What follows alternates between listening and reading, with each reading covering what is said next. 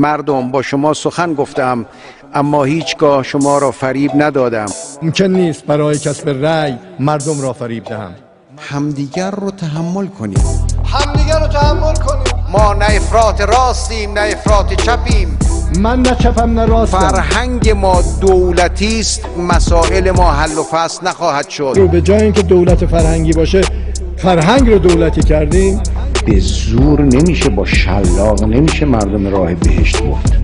این که میایم به زور میخوایم یه باوری رو، یه اعتقادی رو در مردم تزریق کنیم. باید به وحدت و اتحاد و انسجام در کل جامعه بپردازیم. اینه که ما باید در داخل حتما وحدت و انسجاممون رو حل کنیم. باید خودمون رو اصلاح کنیم.